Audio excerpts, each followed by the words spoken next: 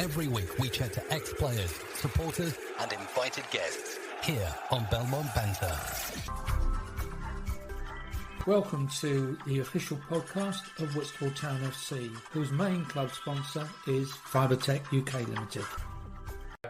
Hello again, everyone, and today we're going to have a lockdown chat with manager Lloyd Blackman.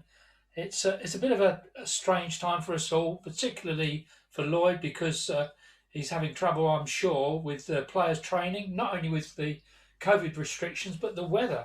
I mean, goodness me, the ground's waterlogged, so even if we could play, don't think there'd be a game, would there, Lloyd? Really funny you should say that, Tony, actually, because I've literally just WhatsApping the board. So Ron has just replied and said that, there wouldn't have been much, the pitch is underwater as it is. So literally that was 20 seconds ago that I'd mentioned that. So he said it's been raining non-stop. I jokingly turned around and said, like you just said, well, we wouldn't have had many games going on anyway, to be honest. So, yeah, it's just no matter which way you look at it, whether it's the weather or the COVID situation, it's just a difficult time in general, isn't it? You know, it's pretty crazy. I've got something here that always guides me to whether or not the game's going to be on at Whitstable. It's my back garden. If my back garden is waterlogged, and it is today, then I can guarantee, although I'm in Herne Bay, not Whitstable, I can almost guarantee it'll be the same on the pitch. And I can't walk on my grass now. You know, it's that squelchy and it's horrible. Yeah. Really. Well, Fran sent me a picture. Fran, the secretary, sent me a picture the other day, and the pitch looked from the sidelines. It looked really, really nice. But as I said, I know there's been an awful lot of rainfall. So, like you said, even if the restrictions, even if there weren't any restrictions, I think it would be a difficult time to get fixtures played because of the weather conditions. So, like you say, it's just all round. It's just not destined to be, is it? You know, it's nice bit of information for the supporters. At least they know what's going on. Right. I've got a couple of things to put to you that we could chew over and see what you think. First of all, did you hear the chat with Richard and Stevie that we put up there? I did. It was. I listened to it in patches. I must admit, I didn't listen to it all the way through. The reception where I was, it kept cutting out. So in the end, I got the ump with it and turned it off because I was just getting little bits. But yeah, I've been listening. I've been listening to quite a lot of them. And that was probably one of the last ones I listened to. Did you catch that Richard's idea about how we would, if there's no more, how we would finish the season off? I again listened to him patches. So I think he was talking about possibly like a mini league or playing like one game. Is it one game a season or something like that? He's come up with three suggestions. One of them was to carry on where we were last season. Yeah. When it got stopped, which is, not a bad idea. And then the other one was this season that we're in now, we all play each team once. Yeah. And it's the luck of the draw whether it's home or away. Yep. And I can't remember what the third way is for the life. Do you know what, Tony? The funny thing is, these have all been things and discussions that have gone on throughout the club. Every manager I speak to, they've all been hot topics about if the season was going to finish or if it was going to be cut short, or if there was another lockdown like we're experiencing at the moment, then how would we manage to complete the season? These have all been ideas that have been thrown up. Now, I think the biggest thing that I've taken away from it all is, or should we say, the biggest piece of information I've taken away from it all was when we had the league Zoom meeting a couple of months ago now. I think the biggest problem they had was not necessarily the league itself, like the Isthmian League. It was the levels above having a problem with, would in an element of fairness, if the leagues above, say the conference level and the conference south level, would the routes and passages through promotion, would they be as fair? Because they're classed as elite footballers, we know, so they're continuing as normal, and therefore the levels below the non-elite, would it be fair that some teams go up and down if they're only playing, say, one game a season, or playing teams once a season, or mini leagues? So I think the whole, the FA in general, in my opinion, haven't dealt with any of this situation. I don't think they've come out looking very well in this whole situation at all regarding non-elite football, but I do think there's probably more, once you peel the onion one layer, all of a sudden it chops itself, it goes down to a million others, and they just present themselves a load of different problems. So it has been something that has been discussed before.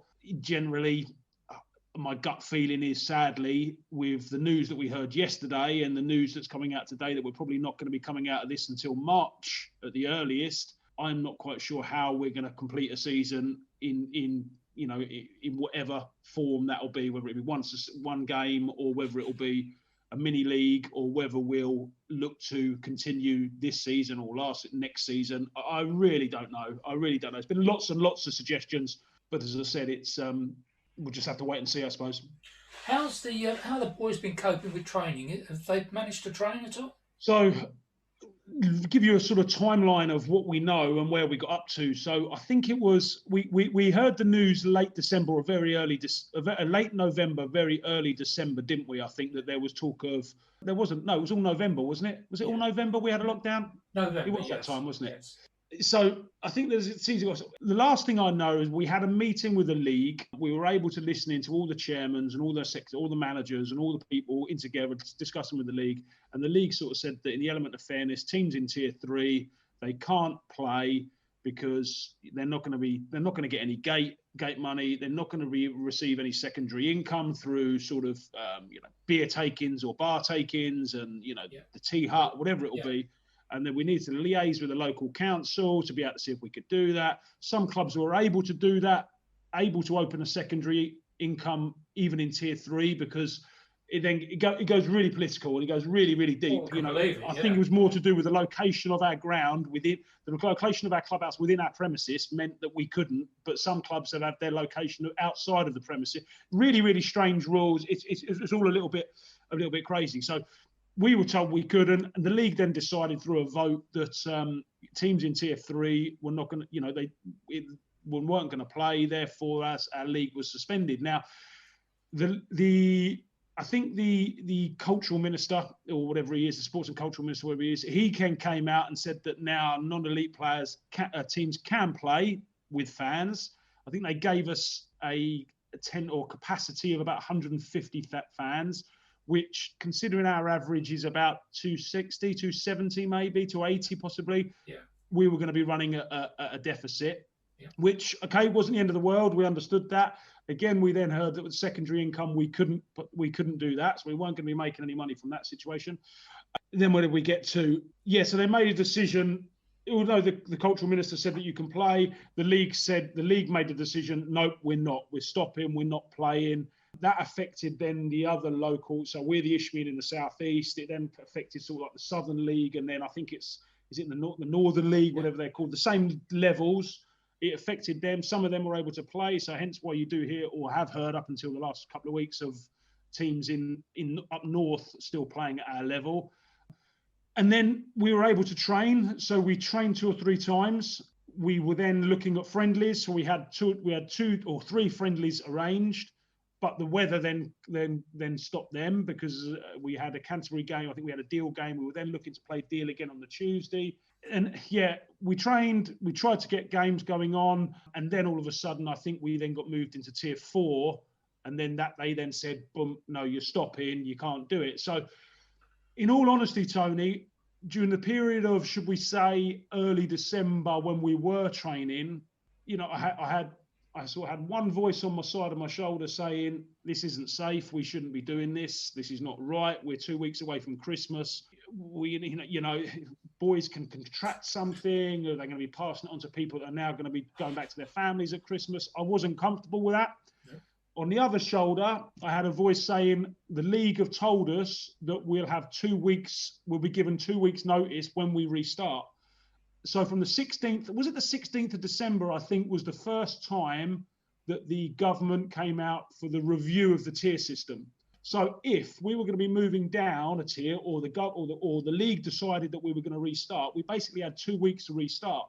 So what we didn't want to do was be in a position where we'd let all our fitness levels drop off, then have a 2-week window to get ourselves fit over Christmas, which was going to be very, very hard anyway, considering the year people had. It was going to be very difficult to drag boys in 2-3 times a week to be able to train over Christmas because it just didn't feel right.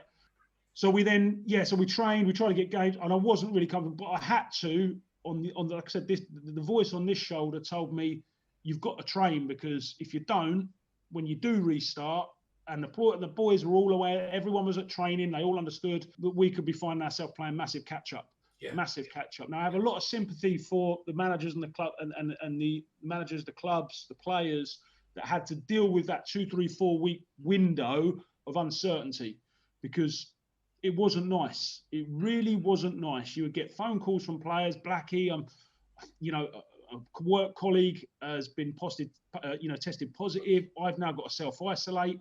We then had to do the calculations of when the last time he saw the group of players, if they were able to do it. Some people, there was so many problems. And I think the biggest one, not to bring up our local rivals down the road, but it's a fitting point of the conversation, is, I spoke to Ben Smith when the Herne Bay situation flared up, because a few of their players got it, and Ben Smith himself and his coaching staff got it. So I spoke to Ben, hope you're well, mate, blah, blah, blah, blah, blah.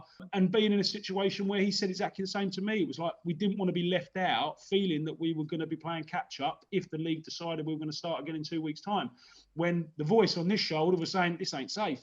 This ain't safe. So fortunately, from our position, we were able to train up until about mid-December.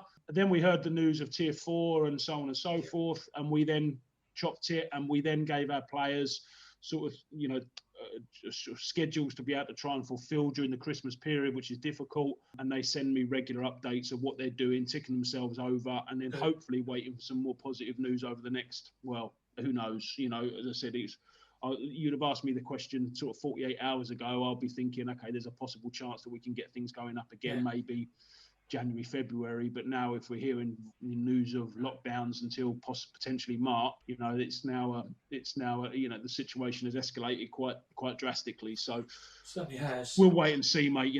We'll wait and see. Well, you talking about self-isolating? I know I haven't seen you since the VCD game. Yes, right. And 3 days after the VCD game, my COVID app that I've got on my phone, told me I've got to self-isolate. Yeah, I had somehow. Yours was the same. No, I remember us having a conversation. I remember us speaking on the phone after, and you told me that they had sort of you'd been in touch and distance of someone or something silly, wasn't it? And of course with because the first thing my question was who, but they're not going to tell you. No, I'm not going to tell you. Because it's it's private confidential data information, isn't it? Yeah. Well, blow me, about 3 or 4 weeks after, I had to self-isolate again. My youngest grandchild, who's 4, she got COVID. She's fine. She just ended up with a nasty cold. But the whole family then, myself, Carol, my daughters, husband, we all had to self-isolate again for another 10 days. Yeah. So I've got family members that have done the same, Tony, over Christmas as well, which was, which wasn't nice. I know we had the news. I know we had the news that, once Boris had told us that Christmas was cancelled. So, if there was that 4 or 5 day window where people were able to mingle together, it would have been very, very harsh on people that were told to self-isolate. Personally, as I said, without trying to be, that being a bit of a killjoy, I think it was a decision that was taken too late, but that's another topic. But, I know. Yeah, it was, like you say, I just, with everything that's escalating the situation so far, I think the news was a bit overdue, but like I said, we're there now. So hopefully we can, when the sun comes out and the vaccine starts kicking in, then we might be in a position where we can start thinking forward and rather than sort of worrying about what's going on, Yeah, too right. Hey, I've got something to throw at you. This came up today. I've just done an interview with Andy Skinner. Now, Andy Skinner, Lordswood, Whitstable Town, long throw. You know Andy. Really nice lad. He's now lived in Australia for 14 years. And when he moved there, he carried on playing football for 2 years. And he was telling me a story whereby he was voted the Player of the Year for the, if I get this wrong, forgive me, the Southern Australia, but it's a big area. It's like massive, half the size of England. Yeah. With all the teams involved, he ended up being the player of the season. Very nice. Now, how they did it and how they worked it out throughout the season, it was done by the referees. And what the refs did, every game, they marked a player, 3 for the best, then 2, then 1. And it's totted up at the end of the season. the funny thing is, and Andy tells this story today, and it's a... He weren't bunging the ref a few quid, was he? No. But as it turned out, they had a presentation night a bit like the Oscars. He ended up on TV. Oh, very nice. Interviewed on radio and all sorts. It's a great story. Yeah, I don't want to say too much more about it because it's going to kill it for when it comes out. Yeah, That'll be in about 4 weeks' time. Well, I know a few boys that moved over there. I can't remember his first name. Which name was Sherman. We remember Sherman. Yeah, we played Sherman, at Whitstable. Pulley went out there for a year. That's right. That's right. Yeah. So Pulley went out there and met Sherman out there. So Sherman was a player playing at Whitstable when I was there, and he's out there coaching and managing a side. Not quite sure of the level, but from looking at the videos that he posts on social media, the pictures he posts, you can tell it's a decent standard. He's doing really, really well out there. So I know Pulley went out there for a little bit, didn't he? And I think he met up with Sherman. I think there was another couple of lads. So maybe Curtis Robinson went over there as well. There was quite a few boys that went over there. Yeah, and as I said, every time I've spoken to someone about it, they said it was a great experience and really well looked after. So I think Andy's not regretting it at all. I teased him and said that I understand you live 300 miles from the beach, and he said, "No, Tone, 30 yards." Oh, yeah. No, it's actually 300 yards. He said the sea's at the end of it. The sea's at the end of his street.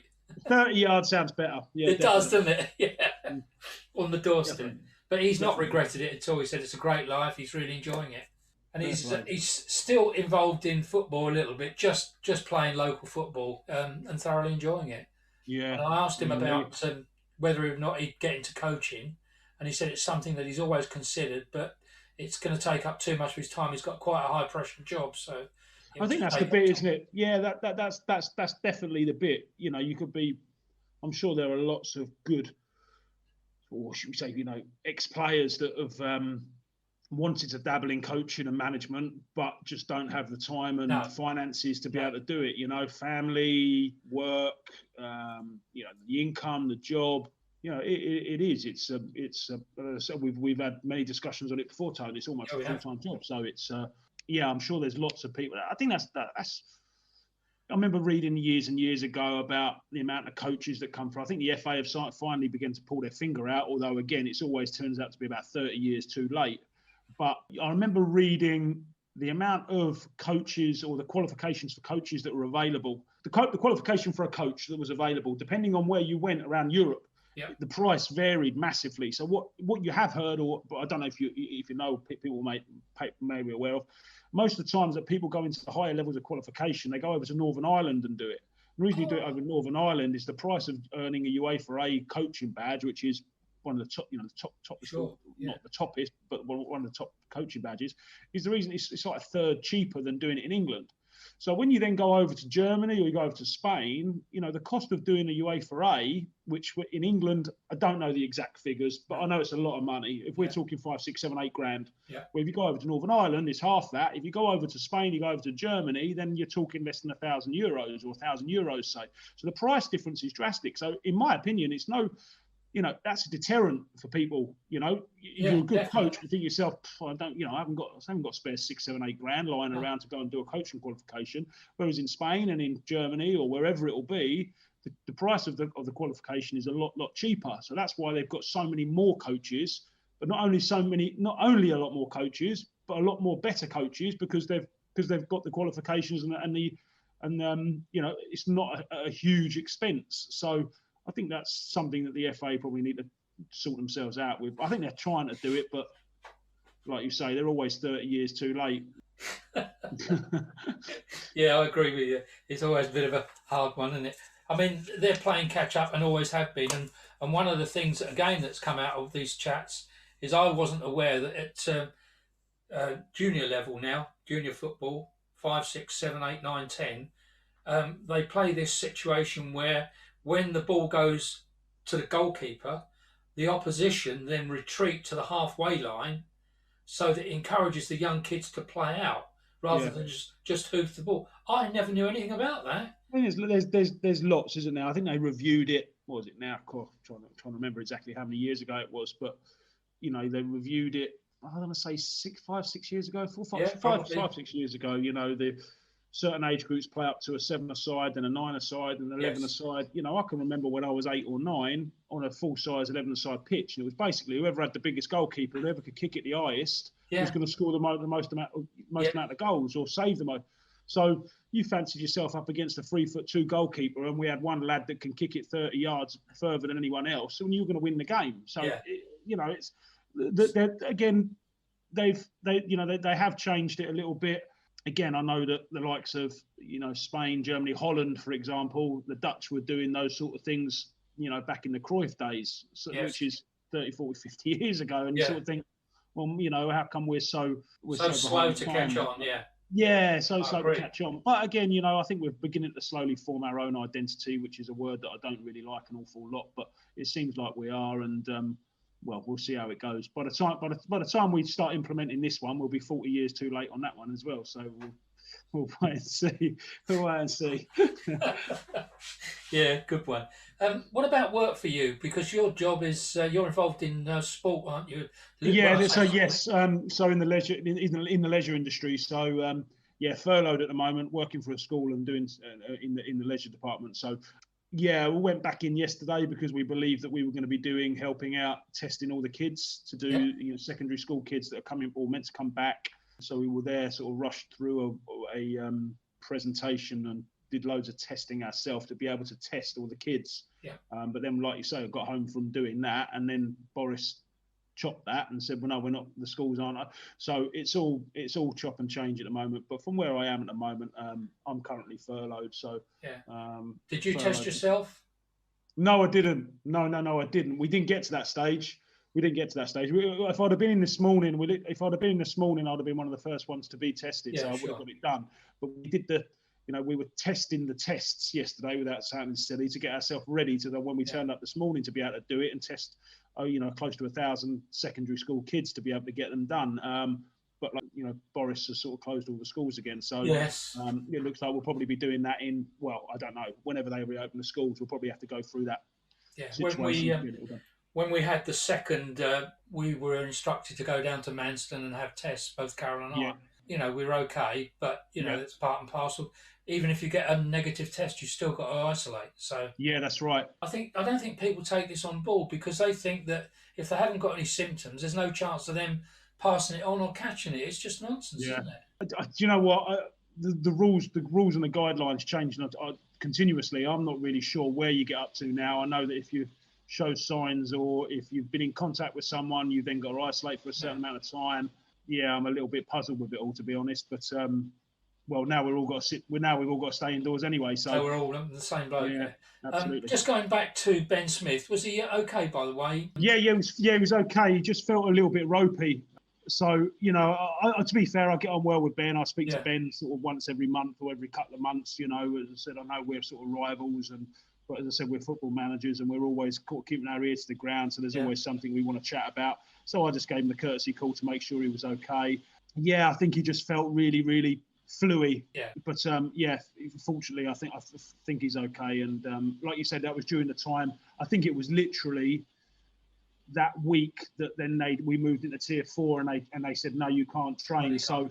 I felt a bit sorry for him in that department because I was in exactly the same position. Didn't really want, like I said, the voice on this side was saying, no, I don't want to continue. And Ben was in that same situation, and sadly he contracted it, and I think a few of the players did as well. So it made the whole situation very, very messy. But something that I felt could have been avoided. But all right, I think we've had a good chat today, which has been nice. Sounds good.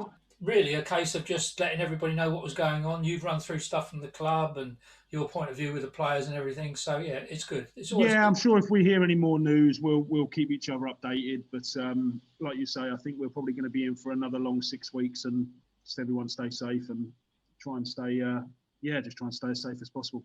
Absolutely. Well done, Lloyd. Thank you for that. So from me here at Belmont Banter and from our manager Lloyd Blackman on the other end of the phone, it's goodbye for now. Cheers, everyone. Whitstable Town Football Club's main sponsor is Fibertech UK Limited. They are providers of optical fibre services to the telecoms industry, specialising in optical fibre provision, local and long haul. We offer a full turnkey solution to our clients throughout London and the south of England. Contact us through the website for more details.